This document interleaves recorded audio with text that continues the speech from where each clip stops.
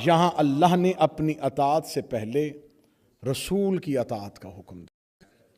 اطاعت پیغمبر کیا ہے؟ اسی آیت کا جو اگلا حصہ ہے اس میں خدا کے لہجے کی سختی اور نظر آئے گی۔ خدا کہتا ہے وَمَن تَوَلَّا فَمَا أَرْسَلْنَكَ عَلَيْهِمْ حَفِيظًا، اگر کسی نے تیری اطاعت سے منہ پھیرا تو ہم نے اس کی نگہبانی کے لیے تجھے بھیجا ہی نہیں تھا۔ تو اس کا نہ حافظ ہے نہ حفیظ ہے، نہ اس کے امور پہ تیرا کوئی اثر ہے، ہم نے ان کے لیے تجھے بھیجا ہی نہیں تھا۔ جو تیری اطاعت سے پھر جائے گا۔ مجھے سیدہ کی مظلومیت بیان کرنی ہے، اور سیدہ کی مظلومیت بیان کرنے کے لیے میں نے ان 5 مجالس میں موضوع قرار دیا ہے کہ ہم اختلاف کی وجہ تلاش کریں۔ وجہ اختلاف کو تاریخی اعتبار سے تلاش کریں۔ ہمارے ہاں ممبر سے اختلاف امت بیان کیا جاتا ہے نبی کے بعد، لیکن نبی کے بعد امت اختلاف کا شکار نہیں ہوئی، نبی کی زندگی میں ہی امت اختلاف کا شکار ہوئی۔ فرقے نبی کے بعد نہیں بنے، گروہ نبی کی زندگی میں بن گئے تھے، کیونکہ سیدہ کی شہادت صرف شیعہ قوم کے رونے کے لیے نہیں، شہادت زہرا ایک تحریک کا نام ہے، مظلومیت سیدہ ایک انقلاب کا نام ہے۔ سیدہ کی شخصیت جہاں ایک مظلومہ شخصیت ہے، ایک انقلابی شخصیت بھی ہے۔ سیدہ نے اس دور میں ایک ایسی تحریک کو جنم دیا، ایک ایسی تحریک کو وجود میں لائی کہ جس تحریک کی بنیاد پر ہی سیدہ کی شہادت۔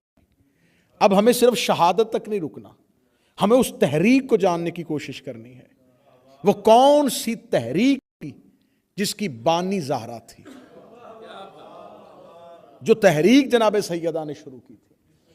اب جب میں اس موضوع کو پڑھوں گا اور 5 دن مسلسل پڑھوں گا تو اس میں بہت سی چیزیں آپ کے سامنے جیسے بادل چھٹتے ہیں اور آپ کو موسم واضح نظر آتا ہے، اس طرح آپ کے سامنے تاریخ کی دھن جو ہے وہ تھوڑی چھٹے گی۔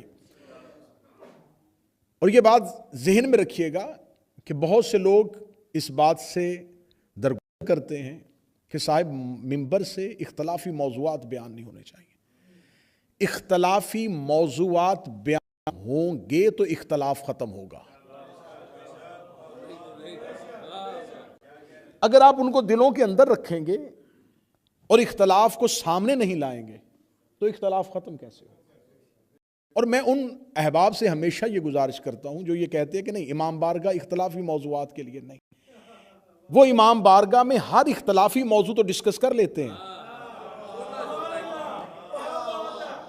لیکن جس وجہ سے یہ امام بارگاہ یہ ادارے وجود میں آئے ہیں، ہاں یہ ہے کہ اختلاف بیان کرتے ہوئے آپ کے سامنے فتنہ و فساد رہے کہ فتنہ و فساد برپا نہ ہو، آپ بہترین الفاظ کا چناؤ کرتے ہوئے بھی آپ اپنے موضوع کو بیان کر سکتے ہیں۔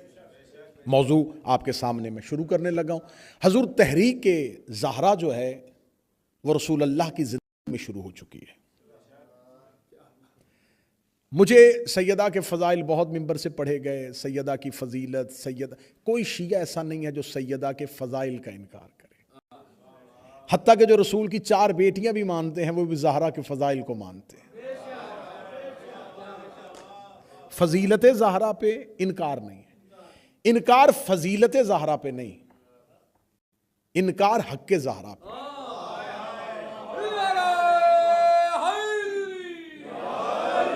اختلاف فضائل سیدہ پہ نہیں ہے، اختلاف تحریک سیدہ پہ۔ رسول اللہ کی زندگی میں امت 2 گروہوں میں، آخری دنوں میں، بالکل آخری ایام میں امت 2 گروہوں کا شکار ہو چکی تھی۔ آخر رسول اللہ کی زندگی رسول موجود تھے، زندہ تھے، اور امت فرقوں میں تقسیم ہو گئی، امت 2 گروہوں کا شکار ہو گئی۔ اور یہ میں پوری ذمہ داری کے ساتھ یہ لفظ، میں یہ سٹیٹمنٹ ریکارڈ کروا رہا ہوں کہ 5 مجلسوں میں کوئی ایک حرف بھی ایسا نہیں ہوگا جو غیر کی کتابوں سے ثابت نہ ہو سکے۔ یہ نہیں ہوگا کہ صرف شیعہ تاریخ پڑھی جائے گی، ہم غیر کی کتب سے اس حقیقت کو ثابت کریں گے۔ رسول اللہ کی زندگی میں امت حضور دو گروہوں کا شکار ہو گئی۔ یہ جھگڑا ہے رسول کی جانشینی کا کہ رسول کے بعد جانشین کون ہو۔ اختلاف کھل کے بیان کرنا چاہیے، بات خندہ پیشانی کے ساتھ کرنی چاہیے۔ جھگڑا ہو رہا تھا رسول کی جانشینی کا کہ رسول کے بعد جانشین کون ہوگا۔ اب یہاں پر دو گروہ ہیں، ایک کہتے ہیں کہ رسول نے اپنی جانشینی کا فیصلہ اپنی زندگی میں غدیر پہ کر دیا تھا۔ دوسرے گروہ کے پاس جو دلیل ہے وہ دلیل میں آپ کے سامنے بیان کرتا ہوں۔ ان کے پاس یہ دلیل ہے کہ دیکھیں رسول ایک اسلامی فلاحی ریاست تشکیل دے چکے تھے، تو ایک اسلامی ریاست کو چلانے کے لیے، ریاستی امور کو چلانے کے لیے ایک ایسی حکومت کی ضرورت تھی جو عوام کی رائے سے تشکیل پائے۔ لہٰذا رسول کی جانشینی کے لیے عوامی رائے کو مقدم رکھنا اس لیے ضروری تھا کہ یہاں ایک فلاحی ریاست تشکیل پا چکی ہے، یہاں ایک نظام کو چلانا ہے۔ نظام کو چلانے کے لیے ایسے نمائندے چاہیے جنہیں عوام منتخب کر کے بھیجے۔ ٹھیک ہے، دلیل بڑی اچھی ہے کہ ایک ریاست کو چلانے کے لیے عوام ہی سے نمائندگی چاہیے تھی۔ اگر رسول صرف سیاسی عہدیدار ہوتے تو یقیناً رسول کا جانشین بھی عوام ہی چنتی۔ اگر رسول اللہ صرف اسلامی ریاست کے ایک گورنر کی حیثیت سے ہوتے، ایک ایڈمنسٹریٹر کی حیثیت سے ہوتے، تو یقیناً رسول کا جانشین جو ہے، درود سارے حضرات مل کے بلند آواز سے اللہم صلی علی محمد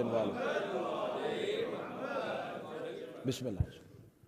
تو یقیناً رسول کا جانشین جو ہے وہ عوام ہی نے طے کرنا تھا۔ تمہید تھوڑی سی ہوگی، اچھی لگے گی آپ کو، لیکن بہت بہترین ہم سفر کریں گے روزانہ کی بنیاد۔ اب جب رسول اللہ نے ایک سیاسی نہیں ہے، رسول اللہ کی حیثیت ایک سیاسی عہدیدار کی نہیں ہے۔ آج کا جدید دور ہے، آپ جہاں جمہوریت ہے، جہاں ڈیموکریسی ہے، وہاں پر بھی اگر کوئی گورنر ہٹتا ہے، کوئی میئر ہٹتا ہے، کوئی کونسلر یا کوئی ایم پی اپنی مدت پوری کرتا ہے، تو اس کے بعد اگلا کونسلر، اگلا میئر، اگلا ایم پی عوام طے کرتی ہے، کیونکہ وہ عوامی نمائندہ ہوتا ہے۔ یہ آج تک دور میں، اس جدید ترین دور میں بھی یہی چل رہا ہے کہ عوام اپنا نمائندہ خود چنیں گے۔ لیکن اگر ایک استاد ریٹائر ہوتا ہے تو سٹوڈنٹس الیکشن کر کے استاد نہیں بناتے۔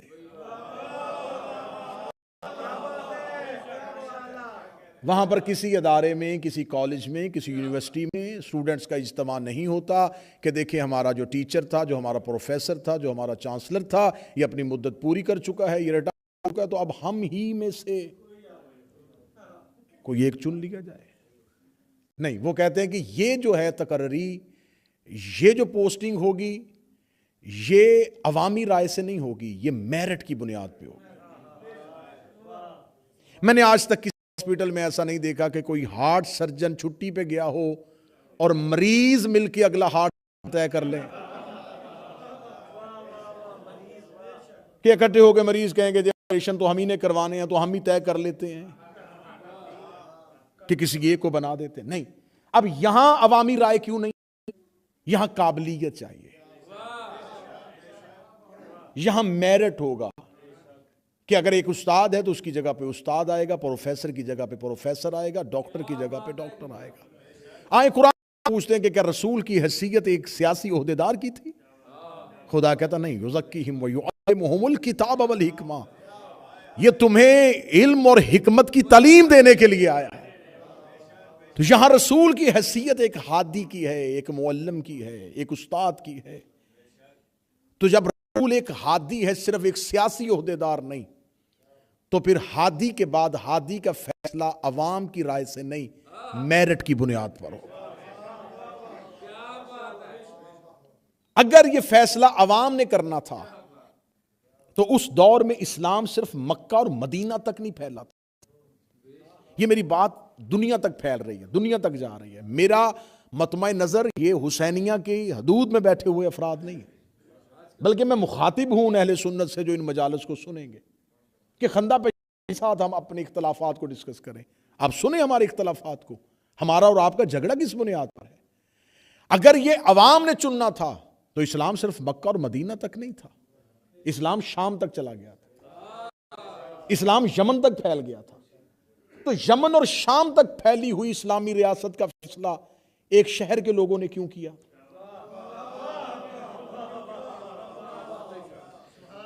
پھر مدینے کے لوگ بھی اس عوامی اجتماع میں موجود نہیں۔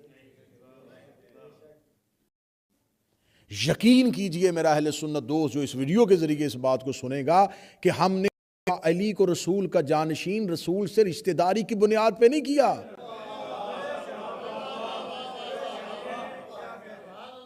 یہاں امیر المومنین کی جو تقرری ہوئی ہے، جو مولا امیر المومنین کو رسول کا جانشین اور وصی چنا گیا ہے، یہ رسول کا رشتہ دار ہونے کی وجہ سے نہیں، علی میں قابلیت ہی اتنی تھی۔ اگر یہاں ہاں رشتہ داری ایک پلس پوائنٹ ہے کہ وہ رسول کا رشتہ دار بھی ہے اور اس قابل بھی ہے کہ رسول کا جانشین بن سکے۔ اگر رسول اللہ کے بعد ان کا جانشین جو ہے وہ صرف خاندان ہی سے چننا کافی ہوتا اور یہی میرٹ ہوتا کہ رسول کے خاندان سے چنو، تو خاندان بنی ہاشم نے جھگڑا کیوں نہیں کیا؟ بنی ہاشم کے افراد سب سے پہلے رسول کے بعد اجتماع کرتے کہ ہم رسول کے رشتہ دار ہیں، بلکہ رسول کے خاندان کے وہ بزرگ افراد موجود تھے جو مولا علی سے بھی بزرگ تھے، وہ رسول اللہ کے بعد جانشین کے فیصلے کے لیے کیوں نہیں آئے؟ تو اس کا مطلب ہے کہ رسول اللہ کے بعد رسول کا جانشین اگر رسول کے نسب سے نہیں ہو سکتا، رسول کے دادا کی اولاد سے نہیں ہو سکتا، رسول کے خون سے نہیں ہو سکتا، تو جب رسول کا رشتہ دار رسول کے خونی رشتہ داروں میں نہیں ہو سکتا تو رسول کے سسرالی رشتہ داروں میں بھی نہیں ہو سکتا۔ زوجیت کے رشتہ داروں کی بنیاد پہ اگر وہاں پر خلیفہ چنا گیا ہے، جانشین چنا گیا ہے رشتہ داری کی بنیاد پر، اگر میرڈ رشتہ داری تھا تو پہلے خون کے رشتہ دار چاہیے تھے۔ یہ اجتماع صرف بنی ہاشم کے افراد کے بغیر کیسے ہو گیا؟ پھر قیامت تک کے لیے اس اسلامی ریاست کو چلنا ہے، فیصلہ اتنی جلد بازی میں کیوں کیا گیا؟ میں تحریک فاطمہ پڑھنے لگا ہوں، میں تحریک سیدہ کا آغاز پڑھنے لگا ہوں، میں سیدہ کے انقلاب کا آغاز پڑھنے لگا ہوں۔ اتنی اجرت میں، اتنی جلد بازی میں آخر یہ کیوں فیصلہ کیا گیا کہ رسول اللہ کے بعد رسول کے جانشین کا فیصلہ اتنی جلدی میں ہوا؟ آپ اس دور میں سانس لینے والے لوگ بھی اس بات کی گواہی دیں گے کہ اگر فیصلہ الیکشن پہ ہوتا ہے تو اس دور میں اتنا علم آنے کے باوجود، اتنی ترقی یافتہ دور میں بھی اگر ووٹنگ ہوتی ہے تو ہمارے ہاں بہت سی ایسی جگہیں اور بہت سے ایسے، بلکہ بہت سے کیا اکثریت کے ساتھ ایسی جگہ موجود ہیں جہاں ایک ووٹ کے اندر 1000 ووٹ ہوتا ہے۔ اب شاید بات نہیں سمجھ سکے، کسی خاندان کا ایک فرد ایسا ہے جو پورے خاندان کے ووٹ کا فیصلہ کرتا ہے۔ اگر کوئی اس کا نمبردار، اگر کوئی خاندان ہے تو اس قبیلے کا سربراہ۔ تو آج کے اس ترقی یافتہ دور میں ایک انسان اپنے اندر کئی ووٹ لے کے بیٹھا ہے، اور پھر اس دور میں جہاں قبائلی تعصب بھی عروج پہ ہو، جہاں فیصلے ہی قبیلے کے سردار کرتے ہوں، جہاں فیصلے ہی قبائل کے عمائدین کرتے ہوں، روسا کرتے ہوں، عمرہ کرتے ہوں، تو اس دور میں اس کا مطلب ہے کہ عوام سے رائے نہیں لی گئی، سرداروں سے رائے لی گئی۔ وہاں پر اوس و خزرج موجود ہیں، وہاں پر مہاجرین و انصار کو دیکھا گیا، یہاں پر قبائلی سرداروں کا اجتماع ہوا، تو عام عوام سے تو پوچھا ہی نہیں گیا۔ اس کا مطلب ہے یہ تصور باطل ہو گیا کہ رسول کے جانشین کا فیصلہ اگر عوام کے امنگوں پہ ہونا تھا، عوام کی ترجمانی پہ ہونا تھا، تو عوامی ترجمانی تو پھر بھی حاصل نہیں ہو سکی، کیونکہ یہ فیصلہ تو چند سرداروں نے کیا تھا۔ آخر کیوں اتنی جلدی تھی رسول کے بعد رسول کی؟ اس کا مطلب ہے کہ رسول کا جو میں نے پہلا لفظ کہا تھا کہ رسول کے بعد جو انقلاب آیا وہ رسول کی زندگی میں جنم لے چکا تھا۔ آئیے اب موضوع شروع ہو چکا، رسول کی زندگی کے آخری ایام ہے۔ رسول کی زندگی کے آخری ایام میں رسول اللہ نے ایک لشکر ترتیب دیا جسے لشکر اسامہ کہا جاتا ہے۔ یہ اسامہ کون ہے؟ یہ زید کا بیٹا ہے۔ زید کون ہے؟ وہ حارثہ کا بیٹا ہے۔ یہ 17 سال کا ایک نوجوان ہے، ینگ 17 سال کا نوجوان۔ یہ بیٹا ہے زید بن حارثہ کا۔ زید بن حارثہ کون ہے؟ یہ حبشی النسل غلام تھا۔ کس کا غلام تھا؟ اسلام آنے سے پہلے یہ بی بی خدیجہ نے خریدا تھا۔ اس دور میں جو حبشی غلام ہوتے تھے، جو سیاہ فام لوگ ہوتے تھے، انہیں عرب کے لوگ خرید لیتے تھے اور جانوروں سے بدتر زندگی ان کو دیتے تھے۔ اس دور کا سخت ترین کام ان سیاہ فام غلاموں سے لیا جاتا تھا۔ ابھی اسلام نہیں آیا تھا، ابھی غلاموں کے رائٹس نہیں بنے تھے، ابھی غلاموں کی حقوق نہیں آئے تھے۔ یا بی بی خدیجہ اپنے نوکروں کو غلاموں کی منڈیوں میں بھیجتی اور بی بی کہتی جی دینا، پہلے سیاہ فام حبشی نسل غلاموں کو خرید لینا، کیونکہ اگر تم نے نہ خریدا تو یہ کسی جاہل کے ہاتھ چلے جائیں گے، وہ اس انسانی جان کی قدر نہیں کرے گا۔ لہٰذا سیاہ فام غلاموں کو خریدتی اور خرید کے آزاد کرتی تھی۔ جناب خدیجہ نے ایک غلام خریدا جس کا نام تھا زید بن حارثہ۔ یہ جب جناب خدیجہ کے پاس آیا تو بی بی خدیجہ نے جب غلام آزاد کیے تو اس نے آزاد ہونے کے بعد پھر نوکری بی بی خدیجہ کی کر لی۔ اب یہ پہلے غلام تھا، اب یہ غلام میں سے بی بی نے آزاد کر دیا۔ جب یہ آزاد ہوا تو آزاد ہونے کے بعد اس نے آزادی کو بی بی کی غلامی پہ ترجیح نہ دی۔ اس نے کہا میں شہزادی کی غلامی کروں گا، اور میں نے اس کی قابلیت کی بنیاد پہ اسے اپنی تجارت کے حساب کتاب اکاؤنٹس کا کام جو ہے وہ زید بن حارثہ کو دے دیا۔ زید بن حارثہ انتہائی ذمہ دار، انتہائی اخلاق یافتہ، انتہائی وفادار، انتہائی ایماندار شخص تھا۔ بی بی خدیجہ رسول کے گھر میں آ گئی، جس کا غلام تھا وہ خود کنیزی میں چلی گئی۔ جب وہ خود کسی کی کنیزی میں چلی گئی تو یہ غلام بھی اپنی شہزادی کے ساتھ وہیں چلا گیا۔ جب یہ زید بن حارثہ رسول اللہ کے پاس پہنچا تو رسول اللہ کے پاس ایک کنیز تھی جس کا نام ہے ام ایمن۔ رسول اللہ کی کنیز نہیں ہے، یہ رسول کے دادا حضرت عبد المطلب کی کنیز تھی۔ میراث میں ملی تھی رسول کو، ورثے میں ملی تھی رسول کو۔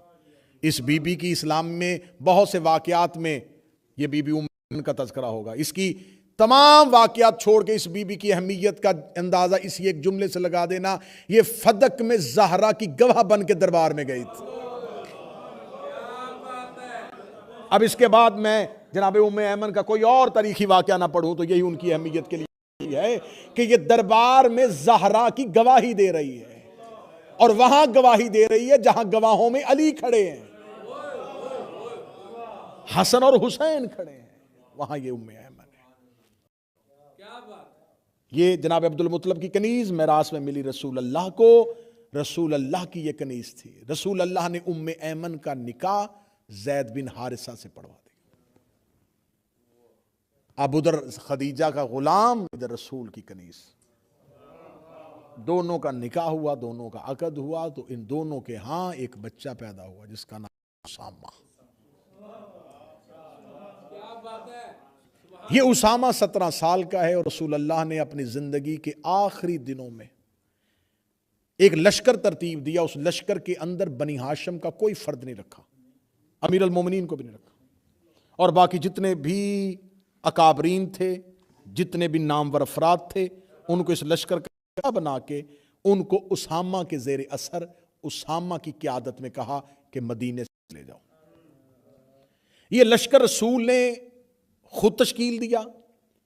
اب اس پورے تاریخی حقائق کے لیے اہل سنت کی کتب، جو سب سے پہلی سیرت کی کتاب ہے، سیرت ابن اسحاق سے شروع ہوں، پھر ابن حشام تک آئیں، پھر آپ طبری کو پڑھیں، پھر آپ زہبی کو پڑھیں، پھر چلتے چلتے چلتے چلتے وہ آج کے دور تک آ جائیں، تو کوئی بھی مورخ جو ہے وہ اس واقعے کا انکار نہیں کر سکا، اس واقعے کی صحت کا انکار نہیں کر سکا۔ موضوع پسند ہے یا نہیں پسند؟ یہ لشکر جناب اسامہ کو اس لشکر کا کمانڈر بنایا گا۔ 17 سال کا نوجوان اور سپاہیوں میں 60 سال کے بوڑھے، 70 سال کے لوگ، اور جناب اسامہ کو ان کا سردار بنا دیا گیا، فرمایا اس کی قیادت میں جاؤ۔ کہاں؟ ابنا۔ ابنا کہاں ہے؟ جو آج کا اردن، جسے جارڈن کہتے ہیں، روم کی سرحد، وہاں بھیجا۔ اس کا مدینے سے فاصلہ کتنا ہے؟ 900 کلومیٹر سے بھی زیادہ۔ رسول اللہ نے اس لشکر کو وہاں بھیجا، ابنا کی طرف، وہاں جاؤ اور وہاں جا کے بدلہ لے کے آؤ جناب جعفر طیار اور جناب زید بن حارثہ کی شہادت کا۔ اب سمجھیے گا ذرا، مصلحت کو سمجھیے گا، حکمت پیغمبر کو سمجھیے گا. اب یہ رسول جب لشکر بھیج رہے ہیں اس دور میں، یہ ماہ سفر ہے، سفر کا مہینہ ہے اور 11 ہجری ہے. اس سے پہلے اسلام کی ایک جنگ ہوتی ہے جسے جنگ موتا کہتے ہیں. جنگ موتا جو ہوئی ہے یہ 8 ہجری میں ہوئی ہے اور جمادی الاول میں لشکر گیا ہے. جب رسول اللہ نے جنگ موتا کے لیے لشکر بھیجا تو یہ لشکر بھی روم کی طرف بھیجا تھا. روم کا بادشاہ ہرکل تھا. ہرکل جو ہے وہ اسلام کے خلاف ایک تحریک بنا رہا تھا اور اسلام کو ختم کرنے کی کوشش میں مصروف تھا، اور جہاں جہاں تک روم کی سرحدوں میں اسلام پھیلا تھا وہاں وہاں اسلام کے نفوذ کو ختم کر رہا تھا. اطلاع رسول کو پہنچی، رسول اللہ نے ایک لشکر ترتیب دیا. اس لشکر کے 3 سردار بنائے، حضرت جعفر طیار، اسامہ کا باپ زید بن حارثہ اور عبداللہ بن رواح. ان 3 لوگوں کو لشکر کا سردار بنایا اور رسول اللہ نے لشکر بنایا. کب؟ 8 ہجری کو، مکہ کے بعد. رسول اللہ فرمایا تم 3 لوگ لشکر کی سرداری کرو گے، لشکر کے علمدار بنو گے. اور یہاں پر ترتیب مختلف کتابوں میں، پہلے کچھ کتابوں میں ترتیب یہ ہے کہ رسول اللہ نے کہا کہ سب سے پہلے علم جعفر طیار کے پاس ہوگا، اگر جعفر طیار شہید ہو جائے تو پھر زید کے پاس ہوگا، زید شہید ہو جائے تو عبداللہ بن رواح کے پاس ہوگا. ایک طریقہ تھی نہیں، رسول اللہ نے کہا کہ پہلے زید کے پاس ہوگا، پھر عبداللہ بن رواح کے پاس ہوگا، پھر جعفر طیار کے پاس ہوگا. ترتیب جو بھی ہو سردار 3 ہی تھے. رسول اللہ فرمایا تم 3 لوگ ہو جو لشکر کی سرداری کرو گے، ایک کی شہادت کے بعد دوسرا، دوسرے کی شہادت کے بعد تیسرا. رسول نے چوتھا نام نہیں لیا. 3 لوگوں کو رسول نے 8 ہجری میں موت کی طرف بھیج دیا، روم کی طرف بھیج دیا. جاؤ وہاں پر جا کے رومیوں سے جنگ کرو، رومن امپائر سے جا کے جنگ کرو. جب یہ لشکر نکلنے لگا مدینے سے تو ایک یہودی نجومی بیٹھا ہوا تھا. اس نے اسلامی لشکر کو جاتے ہوئے دیکھا، اس نے رسول کی بات بھی کی. اس نے مسلمانوں کے لشکر سے کہا تمہارے یہ 3 سردار قتل ہو جائیں گے. جب کہا یہ 3 سردار قتل ہو جائیں گے تو مسلمانوں میں ایک غصے کی کیفیت آئی. یہودی تو ہمارے اسلام کے سرداروں کے لیے کہہ رہا ہے کہ یہ علمدار قتل ہو جائیں گے؟ کیسے تو کہہ سکتا ہے؟ ابھی تو لشکر پہنچا نہیں. اس نے کہا تم نے کلمہ پڑھا ہے لیکن محمد کو مانا نہیں. تم نے کلمہ پڑھا ہے لیکن اپنے نبی کو مانا نہیں. انہوں نے کہا کیا نہیں مانا؟ اس نے کہا تمہارا نبی کہہ رہا تھا اس کے بعد اس کو علم دینا، اس کے بعد اس کو علم دینا. اگر انہوں نے زندہ رہنا ہوتا رسول باقی 2 کے نام ہی نہ لیتا. جب رسول اللہ نے کہا ہے، جب ترتیب رسول نے دی ہے کہ اس کے بعد یہ لے گا تو اس کے بعد یہ لے گا، تو اس کا مطلب ہے پہلے یہ قتل ہوگا، پھر یہ قتل ہوگا، پھر یہ قتل. رسول اللہ نے 3 سرداروں کو علمدار بنا کے بھیج دیا. 8 ہجری ہے اور یہ ماہ مبارک جمادی الاول ہے. وہاں پر جا کر جنگ ہوتی ہے. اس جنگ میں یہ 3 سردار ترتیب کے ساتھ ان کی شہادت ہوتی ہے. جب شہادت ہوتی ہے اب چوتھا سردار نبی نے بنایا نہیں تھا. سنیے گا تاریخی حقائق. لشکر نے میدان جنگ میں فیصلہ کیا کہ 3 سردار قتل ہو گئے. اب رسول نے چوتھا بنایا نہیں. ابھی رسول زندہ ہے، 8 ہجری ہے. یا خالد بن ولید نے خود کھڑے ہو کے کہا میں لشکر کا علمدار بنوں گا. یہ لشکر کا علمدار بن کے سامنے آیا. جنگ شکست میں تبدیل ہو گئی، عزت میں بدل گئی. میدان سے پسپائی اختیار کی، میدان سے بھاگنے میں مجبور ہوئے. بھاگتے ہوئے واپس مدینے تک پہنچ گئے. شہادتیں 3 ہوئی تھیں اور معتبر شہادتیں ہوئی تھیں. عام شخصیتیں شہید نہیں ہو رہی، معتبر شہادتیں ہوئی. لیکن معتبر شہادتوں کے ہونے کے باوجود اگر اسلام فتح یاب نہ ہو سکا، یہ واپس آ گیا. جب واپس آیا تو رسول اللہ کی دربار میں پیش ہوئے. رسول اللہ نے فرمایا جب 3 شہید ہو گئے تھے پھر اللہ کس نے اٹھایا تھا؟ فرمایا خالد بن ولید نے. فرمایا جب میں نے اسے طے ہی نہیں کیا تھا وہ علمدار بنا کیوں تھا؟ اس کا مطلب ہے کہ امت آج طے کرے کہ رسول اللہ نے اپنی زندگی میں 8 ہجری میں 3 سرداروں کا نام لیا تھا. امت نے چوتھا اپنی مرضی سے بنایا تو جیتی ہوئی جنگ شکست میں تبدیل ہو گئی. اس لیے کہ اطاعت رسول سے پھر گئے تھے. رسول نے حکم 3 سرداروں کی سرداری میں دیا تھا، چوتھا انہوں نے مرضی سے چن لیا. یہ ہے میرے مذہب کی حقانیت کہ رسول اپنی زندگی میں کہہ کے گئے تھے کہ میرے بعد میرے 12 جانشین ہوں گے. 329 میں غیبت کبریٰ شروع ہی ہے. 1446 ہجری آ گئی ہے، 1117 سال ہو گئے ہیں، ہم نے انتظار کیا ہے، 13واں نہیں بنایا۔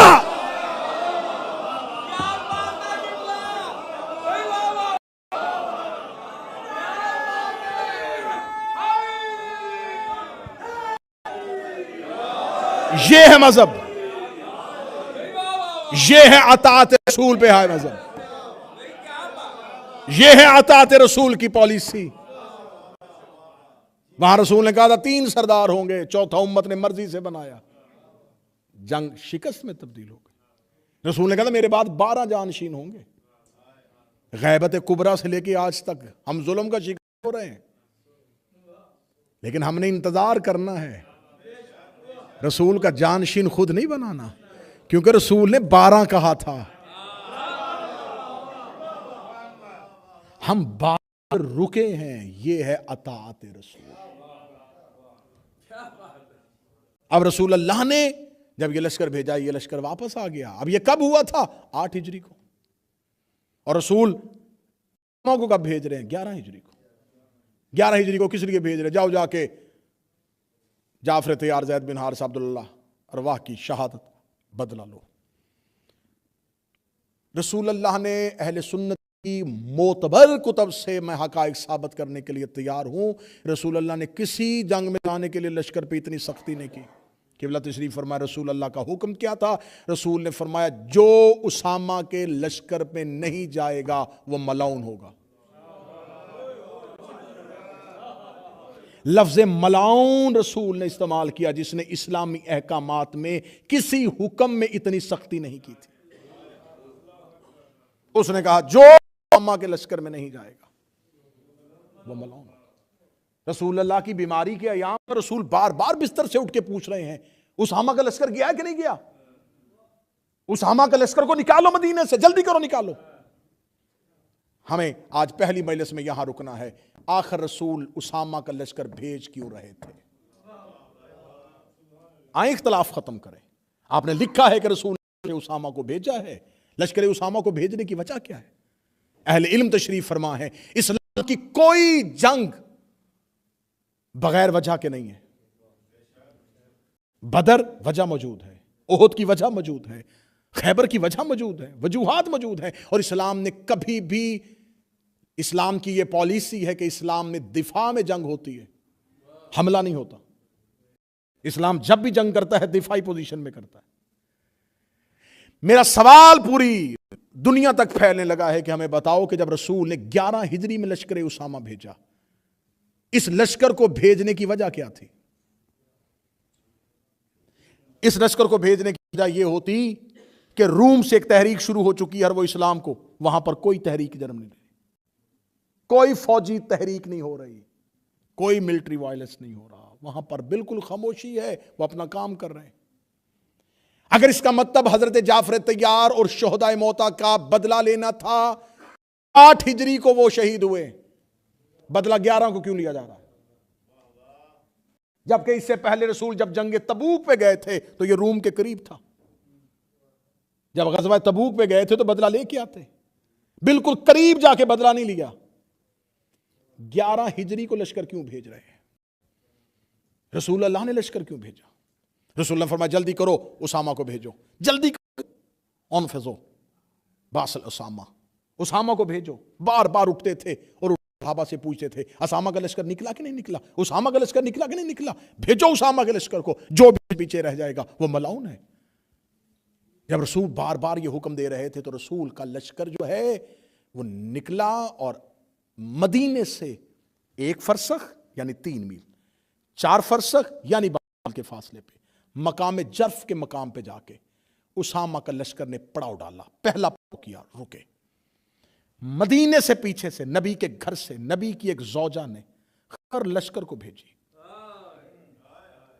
کہ رسول آخری وصیتیں کرنے لگے ہیں اور علی کی جانشینی کا اعلان ہونے لگا ہے، فوراً واپس مدینے آؤ۔ میں تاریخی حقائق پا رہا ہوں جو اہل سنت کتابوں سے ثابت ہیں، اور مسلم بھی سامنے لے آؤ تو وہیں سے ثابت کر دیں گے۔ تو یہاں پر مسلمانوں کے تو ترتیب کے لحاظ سے 2 خلفاء بنے، ابو بکر ابن قحافہ اور عمر ابن خطاب یہ واپس پلٹ آتے ہیں، واپس پلٹتے ہیں، اور یہاں تک آج تک اسلامی ہسٹورین یہ کہتا ہے کہ ان کے آنے کی وجہ یہ تھی کہ ان کے دل میں نبی کی محبت تھی اور انہیں خبر مل گئی تھی کہ نبی دنیا سے جا رہے ہیں، تو وہ نہیں چاہتے تھے کہ یہ آخری ایام جو ہیں وہ ہم یہ وقت نبی کے دور گزاریں، ہم نبی کی تجہیز و تکفین سے مرحوم ہو جائیں۔ ٹھیک ہے، مان لوں گا میں ہسٹورین کی بات، مان لوں گا میں مورخ کی بات، لیکن اگر اس کام کے لیے آئے تھے تو پھر رسول کے جنازے پہ کیوں نہیں آئے؟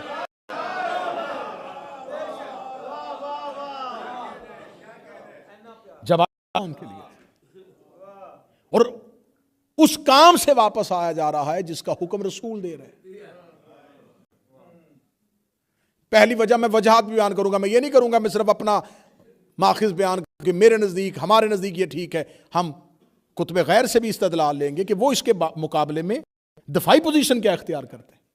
وہ کہتے ہیں جی پہلی پوزیشن یہ ہے کہ رسول اللہ نے اسامہ کو لشکر کا امیر بنایا، اسامہ کی امارت میں یہ لشکر اس لیے نہیں جا سکتا تھا کہ اسامہ غلام تھا،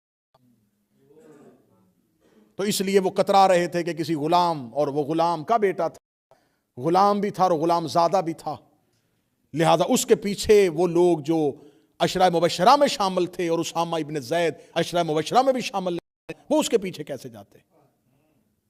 جتنے یوٹیوبر اسکالر ہیں وہ بھی یہی پوزیشن لیتے ہیں، یہی پوزیشن لیتے ہیں کہ نہیں، اسامہ جو تھا وہ تو ایک 17 سال کا ینگ نوجوان تھا۔ اچھا، 17 سال کے نوجوان کو رسول نے امیر بنایا اور تم نے رسول کا 17 سال کا امیر نہیں مانا، پھر اس کے بعد کو جانشینی سے محروم کیا تو یہ کہا کہ علی کم سن تھا، تو پھر اس کو تو اسامہ کو تو نبی بنا رہے ہیں نا، یہ بھی تو کم سن ہے، اس کی بھی تو ایج تھوڑی ہے، نبی بنا رہے ہیں، نبی کہہ رہے ہیں جاؤ، نہیں وہ اس لیے کہ وہ غلام زادہ تھا۔ جائیں پوری دنیا میں چیلنج کر کے یہ امام حسین ماتمیوں کا ادنا نوکر کہنے لگا ہے، میں اسامہ کی افضلیت ثابت کرنے لگا ہوں بڑے بڑے صحابہ سے، قبلہ دعا لینے لگا ہوں، پہلا جملہ اسامہ کی افضلیت ثابت کرنے لگا ہوں۔ اسامہ دیگر صحابہ سے اس بات پہ افضل تھا کہ وہ غلام زادہ تھا، کافر زادہ نہیں تھا۔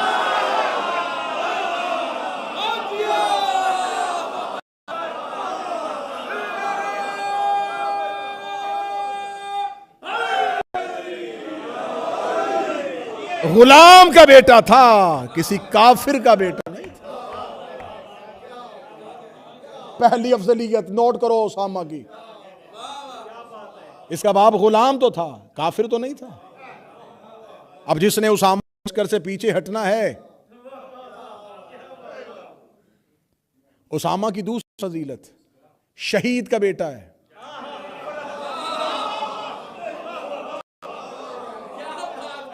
علی سے افضلیت بعد میں ثابت کرنا، علی سے افضلیت بعد میں ثابت کیجئے گا کہ علی سے افضل کون تھا، رسول اسامہ کو سردار بنا رہے ہیں، تو جو غلام زادے سے افضل نہیں ہو سکتا وہ امام سے افضل کیسے ہو سکتا؟ جو زید کے بیٹے سے افضل نہیں ہو سکتا وہ عمران کے بیٹے سے افضل کیسے؟ جو مجمع چپ بیٹھا ان کے لیے اگلا جملہ کہنے لگا ہوں، جو ام ایمن کے بیٹے سے افضل نہیں ہو سکتا وہ فاطمہ بنت اسد کے بیٹے سے افضل کیسے؟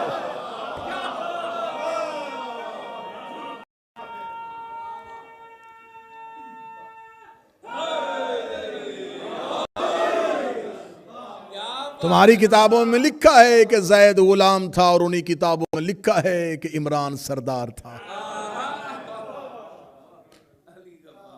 ابو طالب تو سردار تھا، کیوں نہیں اس کی امارت کو قبول کیا گیا؟ کیوں نہیں اس کی امیری کو قبول کیا گیا؟ کیوں نہیں اس کی سربراہی کو قبول کیا گیا؟ رسول اللہ کہہ رہے ہیں کہ جاؤ اس لشکر میں، اور واپس پلٹ آئے، واپس آ کے کہا نہیں یا رسول اللہ، ہم آپ کو اس حالت میں نہیں چھوڑ سکتے۔ رسول نے ناراضگی کا اظہار کیا، بخاری اٹھاؤ، مسلم اٹھاؤ، طبقات ابن سعد کو اٹھاؤ، اسد الغابہ کو اٹھاؤ، پڑھو ان کتابوں کو۔ رسول نے ناراضگی کا اظہار کیا، میں نے تمہیں کہا تھا کہ لشکر اسامہ میں جاؤ، کیوں واپس پلٹے ہو؟ جاؤ لشکر اسامہ میں۔ اب رسول کا حکم نہیں مانا جا رہا، اور کیوں نہیں مانا جا رہا کہ خبر مل گئی تھی کہ اگر رسول اس لشکر کے ساتھ چلے گئے اور رسول بھیج کہاں رہے ہیں؟ روم. بغیر وجہ کے جنگ. یعنی کہ یہ واحد اسلام کی جنگ ہے جس کی ریزن آج تک مورخوں کو نہیں ملی. کیوں بھیج رہے تھے؟ کس وجہ سے بھیج رہے تھے؟ بھیج بھی قریبی علاقے میں نہیں، روم بھیج رہے ہیں. کس مہینے میں بھیج رہے ہیں کہ اگر آپ دیکھیں کہ سفر کا مہینہ 11 ہجری میں، تو اس کو اگر آپ انگلش کیلنڈر کے اعتبار سے دیکھیں تو وہ جولائی یا اگست ہے، اور وہ عرب کی گرمی ہے. عرب کی گرمی میں مہینوں کے سفر کے لیے بھیج رہے ہیں. رسول سمجھتے تھے کہ میں مدینے کو ان افراد سے خالی کروں جو علی کے خلافت کے رستے میں دیوار بنے گے. جب یہ لشکر واپس پلٹے، علی کی خلافت قائم ہو چکی ہو، قبیلے علی کی بیعت کر چکے ہو، عام حکومت علی کے ہاتھ میں آ چکا ہو. رسول کو جلدی ہے کہ لشکر جائے. کہا جا رہا ہے کہ ہم اس لشکر میں نہیں جائیں گے، اور واپس پلٹ کے آ کے رسول اللہ کے گھر میں، رسول اللہ کے دروازے پہ بیٹھا جاتا ہے. جب رسول اللہ کے دروازے پہ آ کے بیٹھ جاتا ہے اور رسول اللہ کے حکم کی عدولی کی جاتی ہے، رسول کے حکم کی مخالفت کی جاتی ہے، تو یہ نافرمانی یا یہ اطاعت پہ کاربند نہ رہنا، اسے مسلمان مورخین اور سکالرز کس کھاتے میں ڈالیں گے؟ جبکہ قرآن کہہ رہا ہے جس نے رسول کی اطاعت کی اس نے اللہ کیا. رسول اللہ کہہ رہے ہیں کہ جائیں، اور وہ کہہ رہے ہیں کہ نہیں ہم جا سکتے کیونکہ آپ کی طبیعت بہتر نہیں ہے. یا رسول اللہ ہم آپ کو اس حالت میں نہیں چھوڑ کے جائیں گے. دروازے پہ بیٹھ کے رویا جا رہا ہے. اسامہ بھی واپس پلٹتا ہے. رسول کے اسامہ سے پوچھے تم کیوں آئے ہو؟ یا رسول اللہ لشکر وہاں سے ہل نہیں رہا، یہ افراد واپس آ چکے ہیں. فرمایا ان کو لے کے جاؤ، جلدی کرو، ان کو مدینے سے نکالو. پھر رسول سختی میں کہتے ہیں، پھر مدینے سے نکالا جاتا ہے. دوسری دفعہ یہ پہنچتے ہیں، پھر پیچھے سے اطلاع آتی ہے، پھر یہ آتے ہیں. آخری رات جب یہ واپس پلٹتے ہیں تو رسول اللہ کی ایک حدیث جو ابن نے بھی لکھی، ابن اسیر نے بھی لکھی اور طبری نے بھی لکھی، کہ جب یہ واپس پلٹتے ہیں تو رسول، یہ رات کی میں مدینے کے اندر لوگ آتے ہیں، اور رسول اپنے حجرے میں سے بستر سے سر اٹھا کے کہتے ہیں کہ شیطان کے سینگ مدینے میں داخل ہو رہے ہیں. ایک فتنہ عظیم مدینے میں داخل ہو چکا ہے. ایک بہت بڑا فتنہ مدینے میں داخل ہو گیا ہے. کس چیز کی جلدی تھی؟ کہ رسول کے حکم کی اطاعت نہیں کی جا رہی تھی. جتنی بھی وجوہات لکھو گے، جتنی وجوہات بیان کرو گے، یہ وجہ بھی ہو سکتی ہے، یہ وجہ بھی ہو سکتی ہے. عشق تھا، محبت تھا. اچھا محبت تھی، عشق تھا، اس لیے نہیں جا رہے تھے کہ ہم رسول کے آخری دنوں میں اس خدمت سے محروم نہ ہو جائیں. تو پھر جب رسول کی شہادت ہو جاتی ہے تو پھر چاہیے تو یہ تھا کہ جس غرض سے رکے تھے وہ کام کرتے. وہ کام نہیں ہوا. نہ رسول کی تکفین پہ، نہ رسول کی تدفین پہ، بلکہ سقیفہ بنی سعدہ میں اپنی امت کو تشکیل دیا گیا، اپنی بیعت کروائی گئی. اس کا مطلب ہے کہ یہاں اسلامی مورخین کو آج کی تقریر کا آخری جملہ کہنے لگا ہوں کہ اس نقطے پہ آنا پڑے گا کہ اگر یہ رسول کی محبت میں آئے تھے تو میں اپنے مقدمے سے ایک قدم پیچھے ہٹتا ہوں. اگر یہ رسول کی محبت میں آئے تھے تو تم رسول کے جنازے پہ دکھاؤ. اگر یہ رسول کے جنازے پہ نہیں ہے تو پھر ماننا پڑے گا جس کام کے لیے یہ مدینے آ رہے تھے اسی کام کی وجہ سے رسول مدینے سے نکال رہے تھے.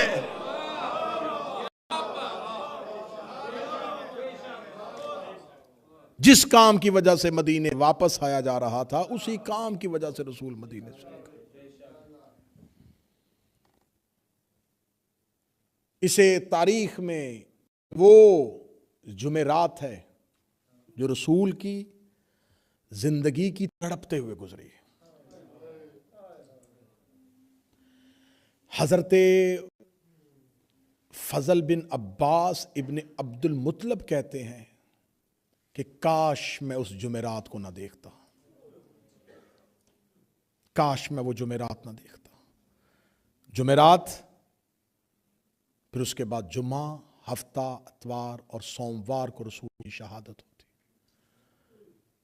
رسول کل ہم اس موضوع کو لے کے آگے بڑھیں گے کہ رسول کے حجرہ میں ہنگامہ کیا ہوا تھا.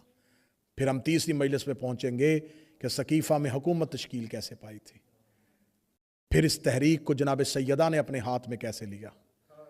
پھر ہم آخری 2 مجلسوں میں جناب سیدہ کا وہ فدق، جناب سیدہ کا وہ دربار خلافت میں جانا، جناب سیدہ کے احتجاج، جناب سیدہ کی عزاداری، ان تمام موضوعات کو آپ کے سامنے پڑھیں گے تاکہ یہ تاریخی حقائق محفوظ ہو سکیں، میری قوم کے بچوں کا سرمایہ بن سکیں، ہمارے پاس ہماری شیعت کا تشخص پہچان محفوظ ہو سکے.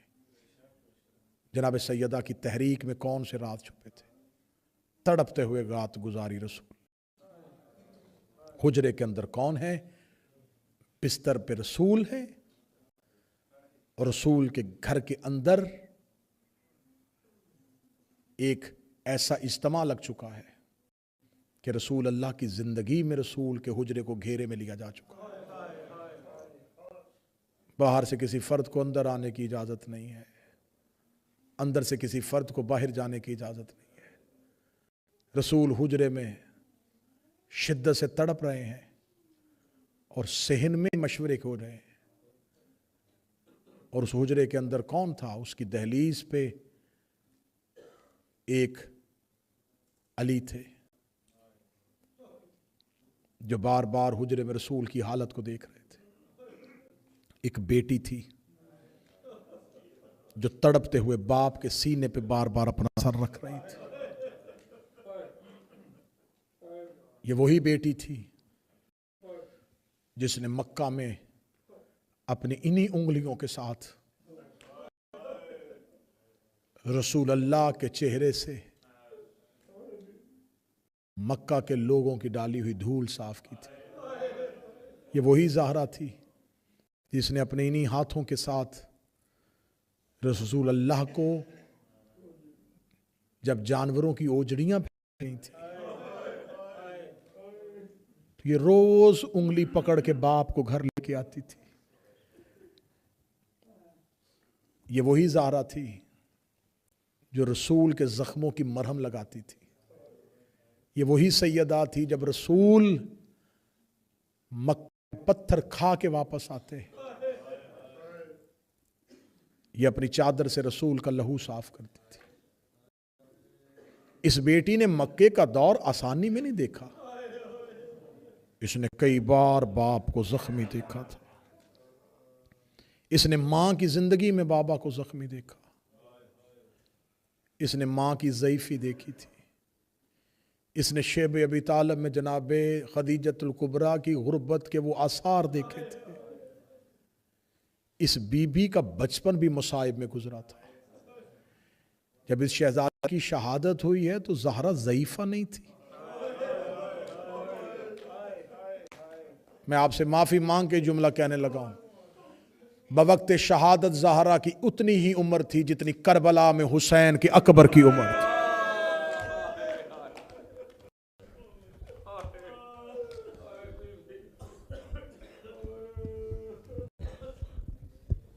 سر کے بال سفید ہو چکے تھے. یہ وہی زہرا ہے کہ جب بی بی خدیجۃ الکبریٰ کے آخری ایام آئے، 10 رمضان المبارک ہے، رسول آخری بار جناب خدیجہ سے ملنے کے لیے آئے حجرے میں. وہ جو میں بیٹھا کرتی تھی، وہ پیوند لگی ہوئی چادر کے ساتھ خاک ہوتی تھی. ملیکۃ العرب ضعیفہ ہو چکی تھی، مال اسلام کی راہ میں بانٹ چکی تھی. رسول اللہ حجرے میں آتے ہیں تو ریت پہ ایک چادر ہے اور اس چادر کے نیچے زہرا کی ماں ہے. مظلومیت زہرا نے ماں سے میراث میں لی تھی. چادر کی، چادر کا پلو اٹھا، شہزادی کے ضعیف ہاتھ زمین پہ اٹھنے کے لیے لگے. خدیجہ کے اٹھنے سے پہلے مصطفیٰ زمین پہ بیٹھ گئے. فرمایا زہرا کی ماں ساری زندگی تو نے اٹھ کے میرا استقبال کیا ہے، اب آپ ضعیفہ ہو چکی ہیں، اب میں نہیں چاہتا کہ آپ کو اٹھنے کی زحمت ہو۔ جب رسول زمین پہ بیٹھ گئے، ہاتھ جو زمین پہ استقبال کے لیے ٹیکے تھے وہی ہاتھ جوڑ کے رو کے کہتی ہے زہرا کا بابا مجھے بتا کنیز کی نوکری پہ راضی ہے؟ کیا میں نے حق کنیزی ادا کیا ہے؟ اتنا جملہ کہنا تھا، رسول اللہ کی آواز آئی خدیجہ تیرے بڑے احسان ہیں، اسلام تیرا مقروض ہے، توحید تیری ممنون ہے، میں مصطفیٰ تیرا شکریہ ادا کرتا ہوں، تو نے اسلام دے بڑا احسان کیا، تو نے اسلام کو پاؤں پہ کھڑا کر دیا۔ رسول فضائل پڑھتے گئے، زہرا کی ماں روتی گئی، رسول فضیلتیں پڑھتے رہے، سیدہ کی ماں روتی رہی، روتے روتے دیکھ کے کہنے لگی یا رسول اللہ نہ مجھے میرے احسان یاد کروائیں، یہ میں نے نوکری کا حق ادا کیا ہے، یا رسول اللہ میری زندگی کی آخری رات ہے، اگر میں کچھ مانگ دیں گے۔ اتنا کہنا تھا یا رسول اللہ کی آواز آئی زہرا کی ماں اب بھی اگر تجھے کچھ مانگنے سے چاہیے تو مجھے بتا، ورنہ کون سا کرم ہے جو اللہ نے تجھ پہ نہیں کیا۔ اللہ نے امامت تیری نسل میں رکھ دی ہے، اللہ نے جنت کے سرداری تیری نسل میں رکھ دی ہے، اللہ نے تیرے گھر کو کائنات کا معزز ترین گھر بنا دیا ہے، اور کون سا شرف ہے جو پروردگار سے چاہیے۔ بی بی دیکھ کے اپنی پیشانی زمین پہ رکھی، رکھ کے کہتی سجدہ شکر ہے اس پروردگار کا جس نے خدیجہ پہ یہ احسان کیے، شکریہ ہے رسول اللہ تیرا جو تو نے میری کنیزی کو قبول کیا ہے۔ یا رسول اللہ مجھ سے پوچھئے تو صحیح میں مطالبہ کیا کر رہی ہوں؟ فرمایا زہرا کیا چاہیے؟ زہرا کی ماں رو کے کہتی یا رسول اللہ میں ملکۃ العرب، میں خیلت کی بیٹی، میں شہنشاہ کی بیٹی، یا رسول اللہ آپ کے گھر آئی، میں نے زندگی میں نہ کبھی نیا لباس مانگا نہ بہترین کھانا مانگا، یا رسول اللہ تیری عزت کی قسم نے کئی راتیں خدیجہ کی تیرے گھر میں فاقے سے گزری ہیں، میں نے آج تک کبھی تیرے سامنے منہ نہیں کھولا، میں نے کبھی آج تک کوئی شکایت نہیں کی، یا رسول اللہ زندگی میں پہلی بار ایک بات مانگنے لگی ہوں۔ فرمایا حکم کر زہرا کی ماں۔ اتنا کہنا تھا بی بی نے کا پلو ہٹایا، بچپن کی فاطمہ کو ہاتھوں پہ لیا، رسول کے سامنے کھڑی کر کے کہتی میری پوری زندگی کے احسان کا ایک ہی بدلہ دینا، میری زہرا کا بھائی کوئی نہیں ہے، میری فاطمہ کا بھائی کوئی نہیں ہے، میرے بعد میری زہرا کا خیال رکھنا، میرے بعد میری زہرا کو رونے نہ دینا، میرے بعد میری فاطمہ کو تکلیف نہ۔ اجرکم من اللہ، اجرکم من اللہ۔ جب کہنا یا رسول اللہ میرے بعد میری زہرا کو تکلیف نہ ہو، رسول کی آنکھیں نہیں ایسے برستے ہوئے بادل، زندگی میں نہ رونے والا نبی رویا۔ بی بی دے کے کامتے ہوئے ہاتھوں سے کہتی یا رسول اللہ میں نے کوئی سخت مطالبہ تو نہیں کیا، یا رسول اللہ اولاد بچپن یتیم ہو جائے ماں کو بڑی فکر ہوتی ہے، یا رسول اللہ میں نے تو اپنی اولاد کا حق مانگا تھا۔ اتنا کہنا تھا جو سید بیٹھے ہو مجھے جملہ معاف کر دینا، رسول اللہ کی آواز آئی کاش خدیجہ کچھ اور مانگ لیتی، کاش خدیجہ تو کچھ اور مانگ لیتی، تو نے وہ سوال کیا جو میں پورا نہ کر سکوں گا۔ اتنا کہنا تھا وہ جو بیماری میں اٹھ کے نہیں کھڑی ہو سکتی تھی، وہ بی بی خدیجہ اٹھ کے ہوئی کمر پہ ہاتھ رکھا، رکھ کے لگی آپ کا کیا مطلب ہے میری زہرا روئے گی؟ کیا میرے جانے کے بعد میری فاطمہ روئے گی؟ جب کہا کیا میرے جانے کے بعد میری زہرا روئے گی؟ جو جملوں پہ مسائے پہ روتے ہو، رو کے کہتے ہیں کاش کوئی رونے دیتا۔ خدیجہ تیرے احسانوں کا بدلہ امت نے تیری بیٹی سے لینا ہے۔ اتنا کہنا تھا بی بی خدیجہ تڑپی، تڑپ کے کہتی یا رسول اللہ مجھے بتا سکتے ہیں قیامت کے حالات بتانے والا رسول، مجھے بتا میرے بعد میری بیٹی کے ساتھ کیا حالات؟ رسول اللہ کی آواز آئی خدیجہ موت سے پہلے مر جائے گی۔ فرمایا اگر اسی طرح قبر میں چلی گئی قبر میں تڑپتی رہوں گی، یا رسول اللہ میں نے زندگی میں اتنے مصائب برداشت کیے ہیں، مجھے اتنا بتا میرے بعد میری بیٹی کے ساتھ کیا ہوگا؟ رسول کی آواز آئی، خدیجہ میری دو انگلیوں کے درمیان دیکھ۔ بی بی خدیجہ نے اپنا ضعیف ہاتھ پہ شانی پہ رکھا، جو ماتم کرنے کے لیے آئے ہو خدیجہ دیکھ کے کہنے لگی یا رسول اللہ یہ تو کوئی عورت ہے جو مردوں کے مجمع میں اکیلی کھڑی ہے، یا رسول اللہ کوئی مستور ہے، لوگ کرسیوں میں بیٹھے ہوئے ہیں، وہ اکیلی برقع پہن کے کبھی دائیں دیکھ رہی ہے کبھی بائیں دیکھ رہی ہے، یا رسول اللہ اس کے سامنے دو چھوٹے چھوٹے بچے کھڑے ہیں۔ رسول رو کے کہتے خدیجہ یہ تیری فاطمہ ہے، جب کہ خدیجہ یہ تیری فاطمہ ہے، ریت گر گئی زہرا کی ماں، رو کے کہتی اگر یہ فاطمہ ہے یہ مجمع کن کا ہے؟ آواز آئی یہ میرے صحابیوں کا مجمع ہے۔ زہرا کو سینے سے لگایا، رو کے لگی فاطمہ میرے بعد کسی سے کچھ نہ مانگ۔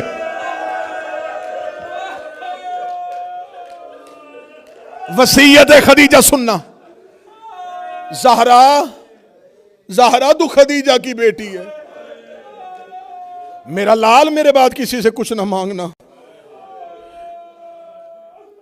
موت سے بڑھ کے تکلیف ہوئی بی بی خدیجہ کو، رو کے لگی یار پوچھ سکتی ہوں یہ میری بیٹی تیرے صحابیوں کے دربار میں کیوں گئی؟